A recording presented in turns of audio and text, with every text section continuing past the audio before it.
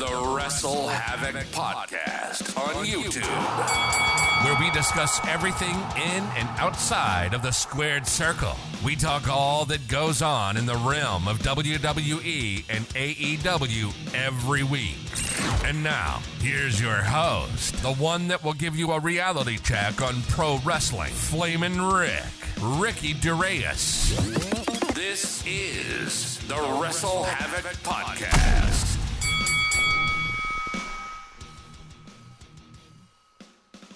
What's up, everybody? It is Flamin' Ricky DeReyes, right here on the WrestleHavoc Podcast, here to review Friday Night SmackDown from February 24th, 2023. We are continuing the road to WrestleMania 39, which is the biggest show of the year, the two-night event happening this coming April 1st and 2nd, I believe. I completely forgot the date for WrestleMania. My apologies.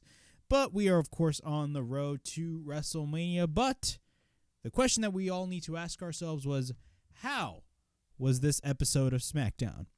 I'm going to be 100% honest with everybody here on this review. I thought SmackDown this week was kind of a dud. Nothing really important happened on the show. If you really think about it, it was kind of a boring show, to be quite honest with you. The only thing on this show that mattered was the closing segment of the show with Jimmy Uso and Sami Zayn. That is it. Of course, the Bloodline storyline, as you may have not known, which you should know already, is not only the hottest thing in WWE right now, it is the hottest thing in all of pro wrestling. But we got a lot of things, not really a lot of things to talk about right here on the SmackDown review. But before I get on with this craziness, make sure to like and subscribe to the WrestleHavoc Podcast right here on YouTube, in which we discuss everything in and outside of the squared circle. Make sure to like and subscribe for more content. And as the frickin' referee would say, ring, ring, ring that damn bell for more notifications. Also, the WrestleHavoc Podcast is also available on audio platforms. It is available on Apple Podcasts, Spotify, Anchor, and Google Podcasts. So if you guys want to listen to the WrestleHavoc Podcast in audio format, it is available on all of those platforms.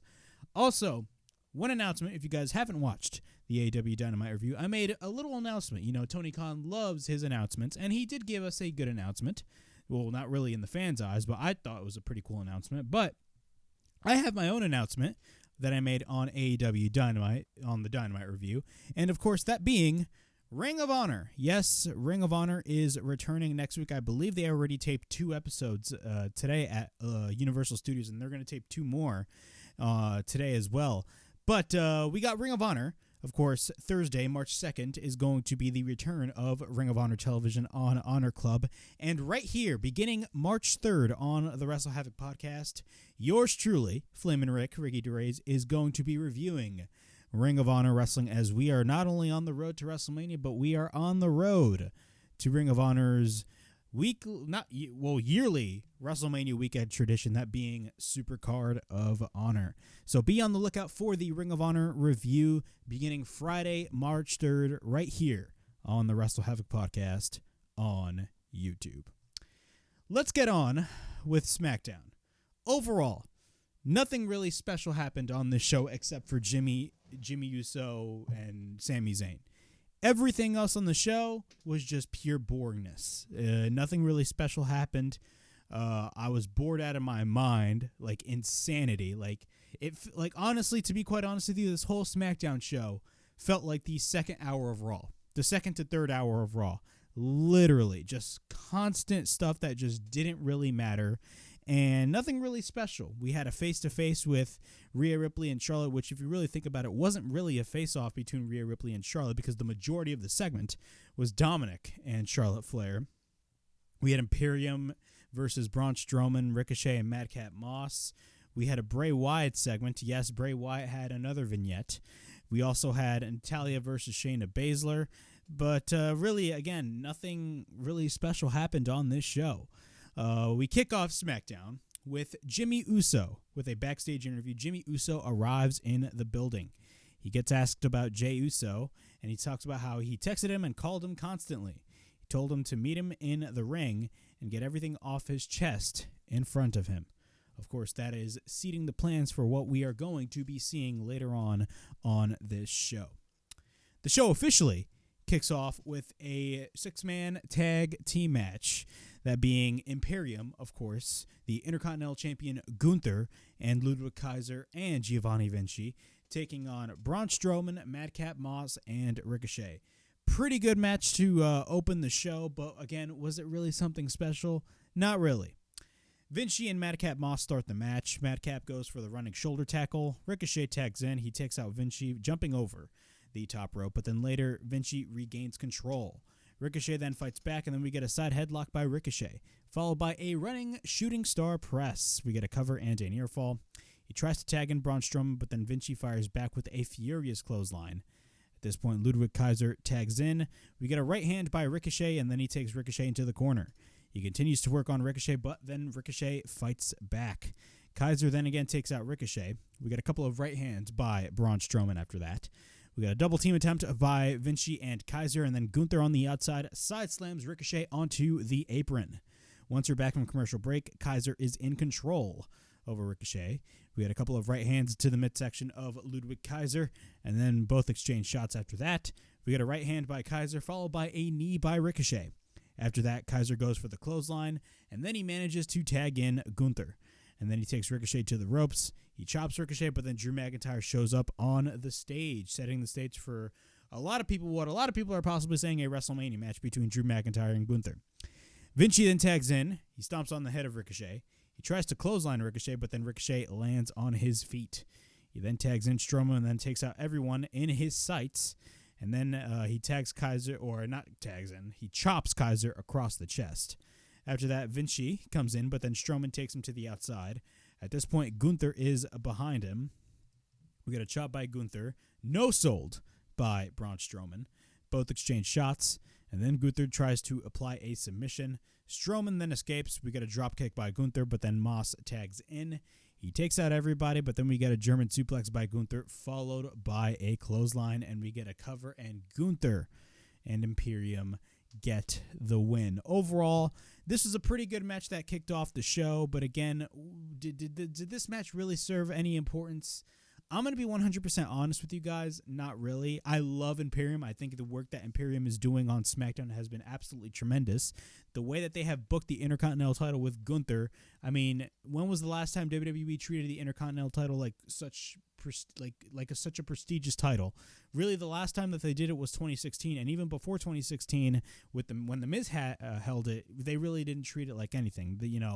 Gunther holding the Intercontinental title is best for business. Now, with Drew McIntyre being involved after the match, Imperium stand tall. Drew McIntyre wants to run to the ring, but then the Viking Raiders, out of nowhere, attack him from behind.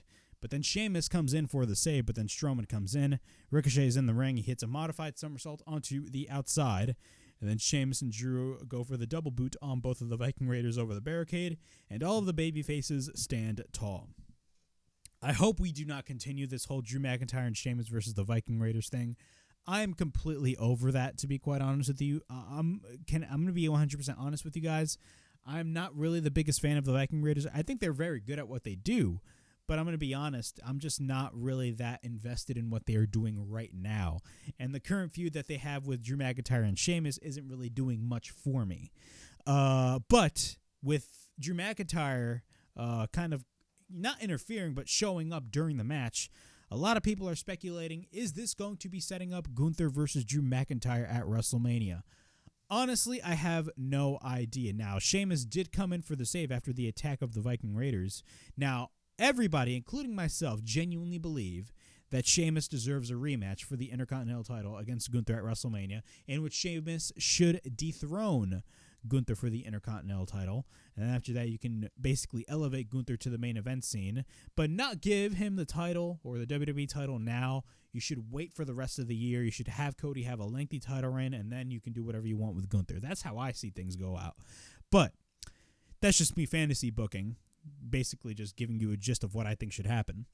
But if you really think about it, what if they set up a triple threat?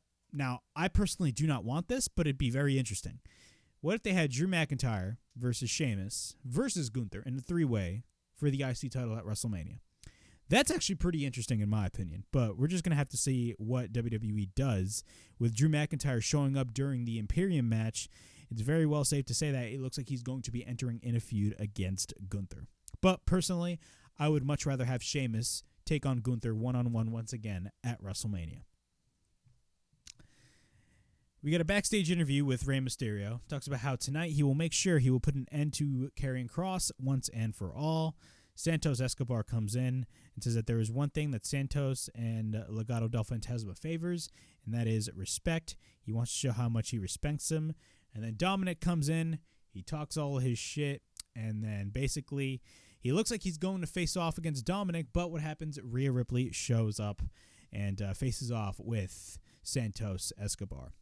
I'm really loving the chemistry that Santos Escobar and Rey Mysterio are having. You can definitely build a very good story with that, honestly.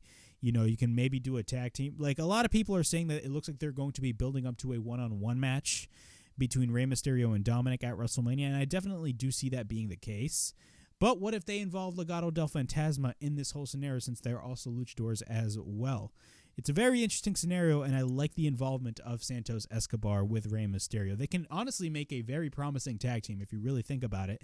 And then down the line, you know, you can have them feud against one another. It's a very, very interesting scenario, and I'm very much enjoying what they are doing. Legado del Fantasma, I'm a big fan of. Not only that, I'm a big fan of Santos Escobar. This guy, in my eyes, can be a future main eventer. Jimmy Uso and Solo Sikoa are backstage with Paul Heyman. Jimmy is, of course, continuing to worry about Jey Uso and where he stands in the bloodline. He talks about how since Montreal, he doesn't know where Jey stands. Everything right now is different.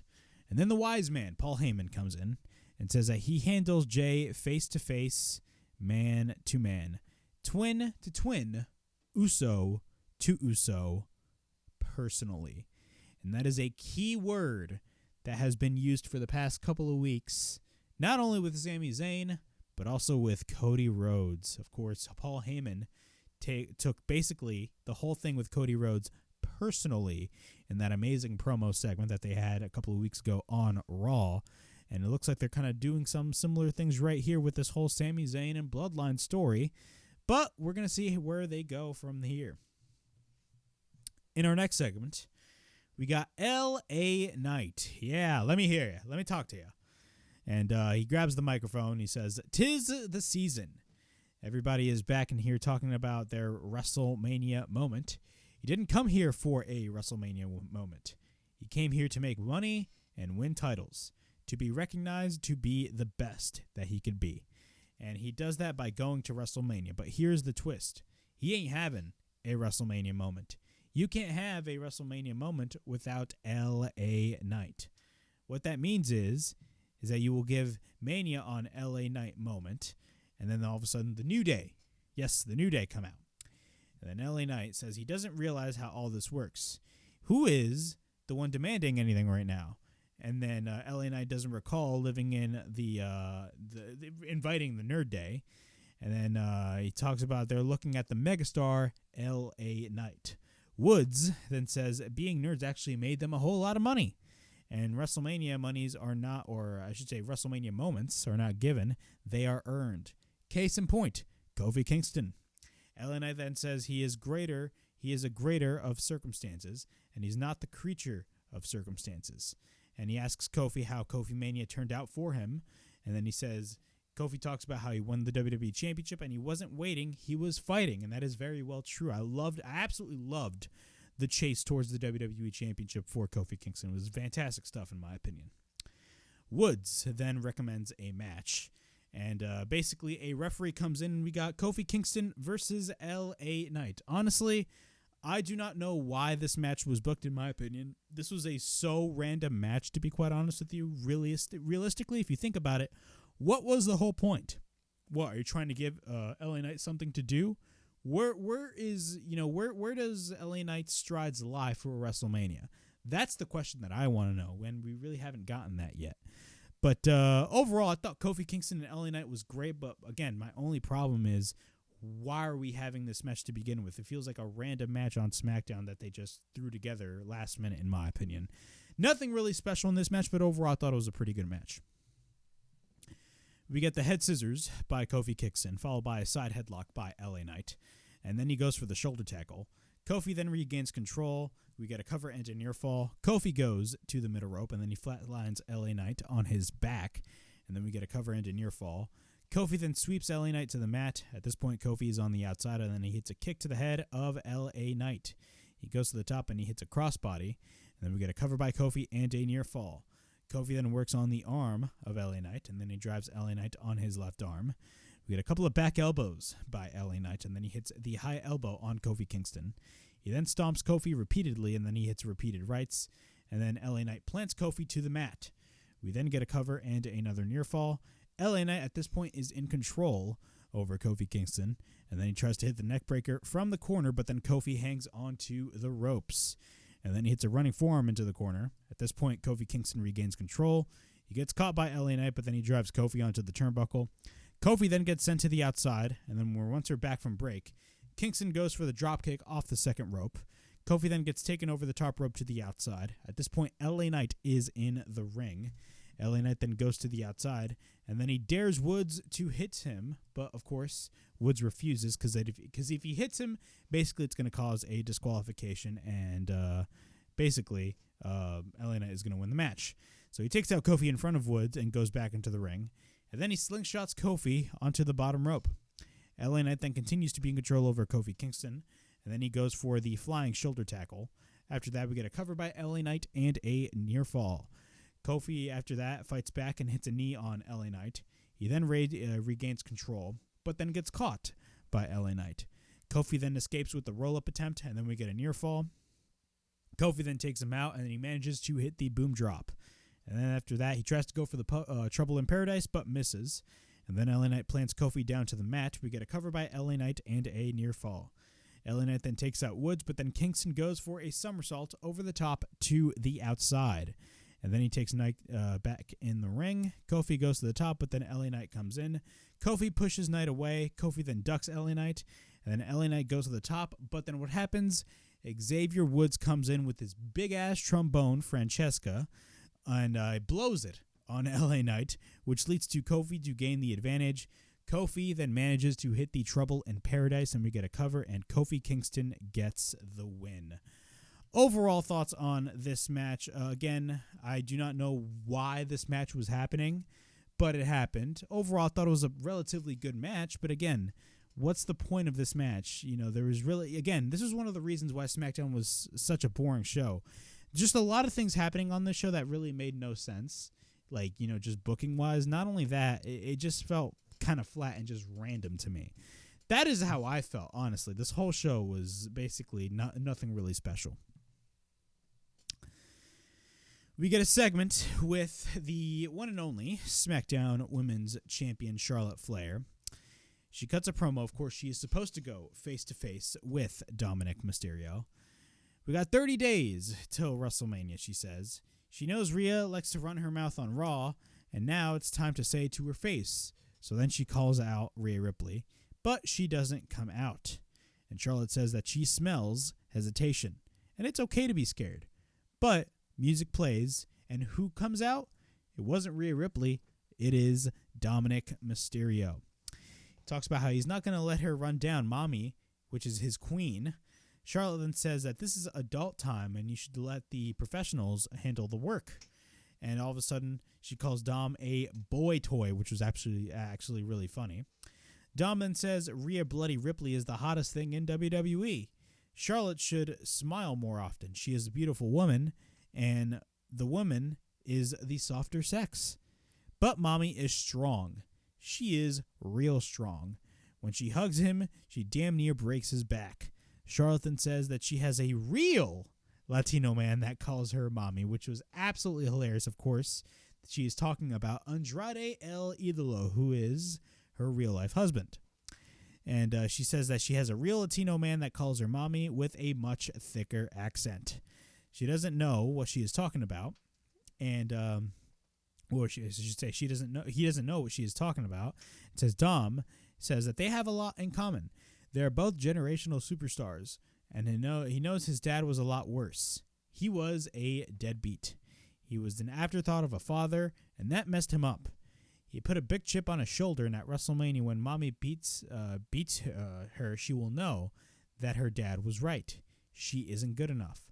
Unlike him, and actually, Charlotte then replies saying, unlike Dominic, she actually loves her dad, and he is 73 tomorrow, or he is 73, and he's going to turn 74 tomorrow, and he can still go. If he was here, he can kick his butt. And then Charlotte actually manages to threaten Dominic, but then what happens is Mommy herself, the winner of the 2023 Women's Royal Rumble, comes out, and she faces off with Charlotte Flair. She pulls her back, and then she comes... Well, actually, no. What happens is she faces off with Charlotte Flair, and then Dominic comes in and pulls her back, but then Rhea Ripley comes back. So that was basically the gist of the whole face-off. If you really think about it, this whole segment was not really a face-off. It was more Dominic than Charlotte, to be quite honest with you. But I'm going to see where this goes. Again, I stated this every time, ever since Rhea Ripley won the Women's Royal Rumble. There's no buts or ifs. Rhea Ripley has to win the Women's Royal Rumble. It's pretty obvious at this point, because if you don't put the belt on Rhea Ripley, honestly, what was the whole point of the Women's Royal Rumble? You really need to think about a situation like that. Rhea Ripley needs to win at WrestleMania, no buts or ifs, because then it can not only elevate her, but it can even elevate Judgment Day as a much stronger faction, especially after they move on with Edge. We get Natalya versus Shayna Basler. Overall thoughts on this match. Realistically, really, I just didn't care at all about this match. To be quite honest, I'm not really that invested in what they're doing with Ronda Rousey and Shayna Basler. It's just pretty annoying, to be quite honest with you. And if you really think about it, you have to ask the viewer this. Do you watch WWE for Ronda Rousey? Because I know I don't. Because I watch WWE for the whole Bloodline stuff. That's really... the only reason why I watch. And there's other good stuff on there too, like Gunther. But let's be real. Are you watching WWE because of Ronda Rousey and Shayna Basler, especially Ronda Rousey? No. This was a relatively short match. Natalya goes straight for the attack. She goes after Shayna Basler. She takes her to the corner turnbuckle, and then we get a back elbow by Natalya. She works on the arm of Natalya, and then we get a kick by Shayna. Natalya then sells her arm, I should say. Shayna misses the running kick. We get a roll-up by Natty. We get a near fall. Natalya then hits a Russian leg sweep after that. We get a kick by Shayna, followed by a couple of waistlock switches by both. We get a German by Natalya, and then she hits the discus clothesline. We get a cover and a near fall, and then she applies the sharpshooter, but then Shayna Basler escapes. Natalya then goes for the baseball slide, but then Shayna is in the ring. But then Shayna hits a knee on her jaw, and then Shayna applies the submission. Natalya then taps out, and Shayna gets the win. After that, Shayna Basler boots Tegan Nox, but then both Ronda and Shayna take out Natalya. But then Tegan Nox, who was accompanied by Natalya, she came out with Natalya. Tegan Nox actually comes back and makes the save for Natalya. Am I really invested in this? To be quite honest with you, no. This is not really interesting to me whatsoever. Not only that, Ronda Rousey, I talked about this months ago, but Ronda Rousey's just not interesting at all. There's just no progression in my opinion when it comes to Ronda Rousey. Not only that, everything she does, in my opinion, is just completely forgettable. We get the Firefly Funhouse segment with Bray Wyatt. We got another segment of these where you have a bunch of supernatural stuff happening. Bray Wyatt returned back in October, and he is still doing stuff like this. Where is the direction for Bray Wyatt? Are we going to see it later, or are we going to see it now? That's my question. But the room turns red. We see Uncle Howdy on the TV. And then all of a sudden it shows random shit. Somebody's playing with figures. Then shows Bray watching a clip from last week challenging Bobby or Brock. And then they show a video package of Bobby Lashley. Finally, then Bray shows up in the Firefly Funhouse. But instead of the Firefly Funhouse, it is the Funhouse News. It turns out, where's the dragon right now? They open the door. It's time for, Would You Rather. And then, or the weather, I should say. and Uncle Howdy actually shows the weather. We got a game show, and basically the question that they ask is, can you keep a secret? And at this point, Bray was in a weird-ass wig, and then all of a sudden Bray shows up randomly in the same mask that the White Rabbit showed up, and he says, if he told a story, can you keep the secret? So that is basically the main message. That Bray Wyatt is basically telling everybody. It looks like they're going to be building a match between Bray Wyatt and Bobby Lashley. I still do not buy the fact that they're possibly going to be booking Omos versus Brock Lesnar. Whoever, if that is actually the plan for WrestleMania, shame on WWE, because of the fact that clearly that is some Vince McMahon initiative right there. Omos versus Bobby, no, not Omos versus Bobby Lashley. Omos versus Brock Lesnar is clearly a Vince McMahon match. And hopefully that is not the case and they actually swerve us. Jimmy Uso and Solo Sikoa backstage. They are still contemplating on what Jimmy Uso should do. Paul Heyman then says Roman will be here next week, and he better handle Jay tonight, or the tribal chief will handle him for next week personally. Once again, throwing that word. What are they going to do? You're going to have to find out. We got Rey Mysterio versus Karrion Kross.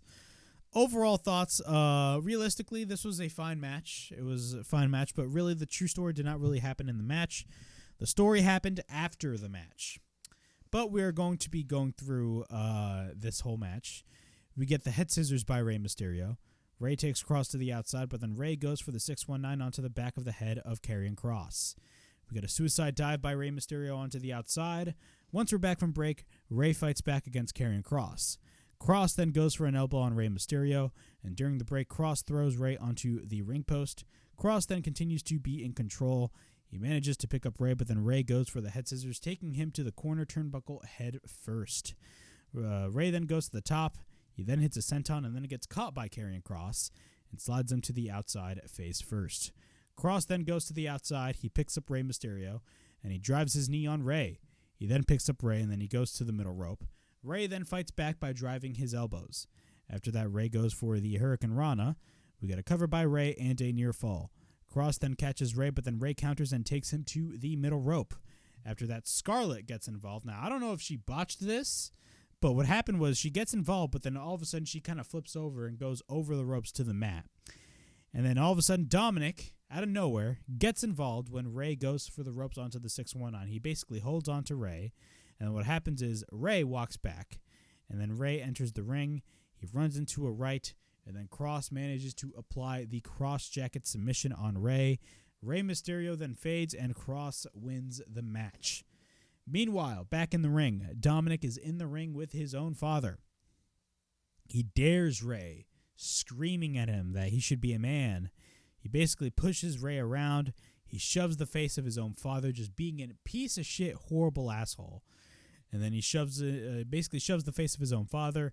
He keeps on pushing Rey, and then all of a sudden Rey has had enough, and he gets in the face of Dominic. But what happens is Dominic slightly, not a big headbutt, but he headbutts him, and then he screams at Rey to basically hit him and do it.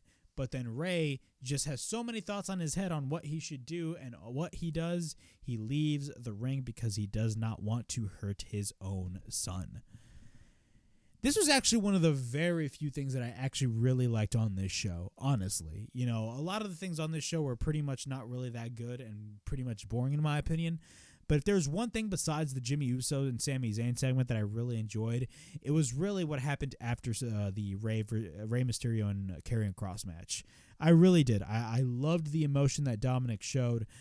Dominic definitely, really improved. Could he still work on his promo skills? Yeah, because he kind of does sound scripted.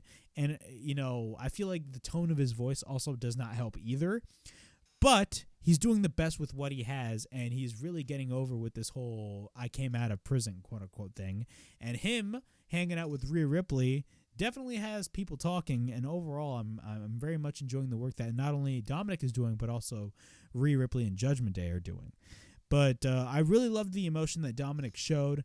Could this lead to a WrestleMania match? We're just going to have to wait and see. Where does Legado del Fantasma and Santos Escobar lie when it comes to this whole feud? We're just going to have to wait and see as well. I believe the rumored match for WrestleMania is supposed to be Rey Mysterio versus Dominic, but Rey clearly said, in interviews that he doesn't want to face his son. I believe that's what he said. Correct me if I'm wrong. But overall, man, this was definitely a very, very good segment after the match with Karrion Kross. And definitely I look forward to see what they're going to be doing for WrestleMania. In the creme de la creme, we got probably the best thing, if not the best thing, by the look of the title, you already know what it is. The best thing on the show, that being Jimmy Uso. Yes, Jimmy Uso plays a big role in this whole Sami Zayn and Bloodline storyline. Not as big of a role as Jey Uso, but of course he is part of the story. The whole Bloodline is a part of this whole story. So Jimmy Uso gets the microphone and he says, so if he is not here, he knows he has been watching somewhere. From brother to brother, he knows he is torn. He knows he is hurt. He knows. And when he is hurt, he himself is hurt, that being Jimmy Uso. He just wants to tell him he will always be with him, just like he needs him to be there for him right here and right now. And he says they talking, and there are a bunch of cracks in the bloodline. There's a lot of issues going on. They have a Sami Zayn problem. They have a Kevin Owens problem. And they need to defend these tag team titles, and he cannot do this alone. And what happens is Sami Zayn comes out through the crowd into the ring, hooded figure and all. He comes out, huge ovation by the crowd. Of course, Sami is super, and I mean super over by the crowd. He comes out, and he says he is not here to fight. He knows he wants to talk to Jey, but right now he needs to talk to him, that being Jimmy. Every time he uses the word brother, it breaks his heart because he was like a brother to him.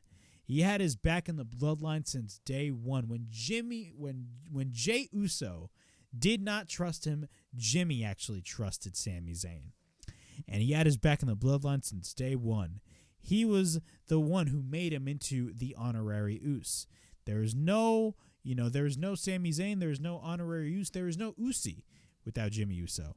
But when things went south at the Rumble, he didn't think twice.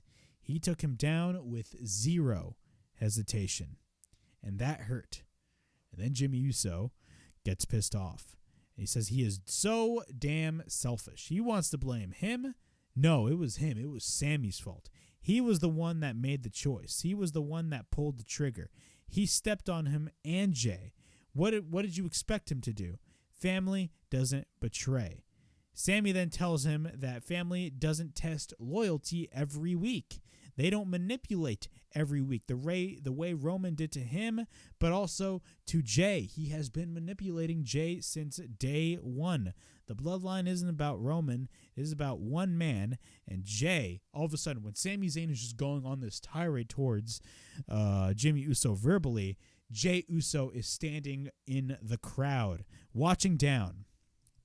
It says that basically Sami Zayn keeps on rambling and rambling, saying that there is a way out of the bloodline, and Sami says that there is a way out. And then all of a sudden, Sami turns and he sees that Jey is there, but then Jimmy immediately hits a right hand on him. And then Jimmy screams at Jey, but then Sami goes immediately for the haluva kick. And then Solo Sikoa comes in, but then Sami Zayn retreats. Meanwhile, you have Jey Uso behind the barricade, literally looking at both Sami Zayn, who is also in the crowd, as well as Jey Uso and Solo Sikoa, or Jimmy Uso and Solo Sikoa, who are in the ring. And we still do not know where Jey Uso's loyalty lies. Again, I talked about this on the Elimination Chamber review. Look, I like where they're going with this. I love the story that they're telling. But honestly, if you really wanted to go forward with the whole Jey Uso heel turn, you should have done it at the Elimination Chamber, in my opinion. Because we all know at the end of the day, WWE is going forward with Kevin Owens and Sami Zayn versus the Usos at WrestleMania. We all know. Let's be realistic with one another. We all know that match is happening. It's just a matter of when they are going to be announcing it. if you really think about it, I feel like the best time to do that was at the Elimination Chamber because, again, WWE is apparently, as the reports are saying, very concerned for Sami Zayn heading into WrestleMania because they're thinking that a lot of the fans are going to be hijacking the show. Number one, this is a Triple H booked WrestleMania. This is not Vince McMahon. If Vince McMahon, just hear me out, if Vince McMahon was still in charge, we would not even know what the WrestleMania main event would be. They would literally scramble constantly to find out what the fuck the WrestleMania main event is going to be. How many times has WWE been put in this position? So many different times, and when Vince McMahon was in charge, nothing really worked. I have my full faith in Triple H to see what the hell he's going to be doing because he's made a lot of improvements. Now, were all of those improvements great? No. But he made other good improvements that definitely improved the show. And honestly, Sami, facing for the tag titles at WrestleMania makes total sense. Why would you have Roman drop his titles a month before WrestleMania? Let alone the fact that his title run has been now 900 plus days. It would make absolutely no sense. I get it. It's Sami Zayn. He is the hottest thing right now. But you have to think long term. And all of a sudden, wrestling fans are living in the moment, but you have to think long term when it comes to this. You just have to. Because here's another thing that I want to mention. WWE is apparently wanting to split the world titles, so that also plays into a factor as well. So that's what people really need to understand. But overall, I thought this segment was absolutely fantastic. And, of course, it's going to be very interesting to what we are going to be seeing next week. Since Roman Reigns was not here, he is going to be here next week. And next week is going to be absolutely freaking bombarded crazy because of the fact that Roman Reigns, for a fact, is going to go on a tirade. But yeah, that was my SmackDown review from February 24th, 2023. Overall thoughts on this show. This was not really the best SmackDown ever. Of course, we are on the road to WrestleMania 39, but let's be real. This wasn't the best SmackDown at all. The only interesting thing on this whole show was Jimmy Uso and Sami Zayn and nothing else. Everything else on the show was kind of a dud in my opinion. Not to say SmackDown sucks as a whole because I thought SmackDown for the past couple of months has been relatively good. I'm just saying it's one of those weeks where just like things are just not that interesting at all. But, that was my SmackDown review from February 24th, 2023. Please like, subscribe, comment down below, push that bell for notifications, and be on the lookout for more videos right here on the WrestleHavoc Podcast, right here on YouTube, in which we discuss everything in and outside of the Squared Circle. Make sure to like and subscribe for more content, and, as the freaking referee would say, ring that damn bell for more notifications. And as always, it is Flamin' Ricky DeRays from the WrestleHavoc Podcast, signing out.